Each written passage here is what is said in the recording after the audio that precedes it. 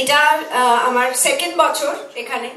প্রথম বছর দারুণ লেগেছিল, কারণ এটা এমন একটা প্ল্যাটফর্ম, সেবারেও বোধহয় বলেছিলাম যে অনেকেই যারা ছোট ছোট ছবি বানাচ্ছেন আর কি, জায়গা পাচ্ছেন না যে কোথায় দেখাবেন বা কিভাবে মানুষের কাছে পৌঁছবে, সেই প্ল্যাটফর্মটা এটা তৈরি করে দিচ্ছে। সেটা একটা দারুণ প্রয়াস। আর অনেক ছোট ছোট ভালো ছবি তো এখন হচ্ছে, যেখান থেকে আমরা অনেক ভালো ডিরেক্টরস এবং আর্টিস্ট, অ্যাক্টরস সবাইকে পাচ্ছি। তো সেই একটা প্ল্যাটফর্মের জন্য হ্যাটস অফ।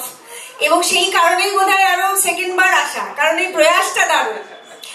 আর তারপরে বলবো যে আমি আজকে যে জন্য, বা এই দুটো গানের বোধহয় স্ক্রিনিং হয়েছে, ভিটামিন এম এবং দুটো একদম মানে পোলস অ্যাপার্ট বলা চলে, আইলুমা বাড়িতে, দুটোই আমার ভীষণ প্রাণের কাছের, মনের কাছে। স্পেশালি আইলৌমা বাড়িতে আমার মনে হয়, আমি জানি না, আমাকে যেরকম দেখতে লেগেছে কোনোদিন আর কোথাও আমাকে অত সুন্দর দেখতে লাগেনি।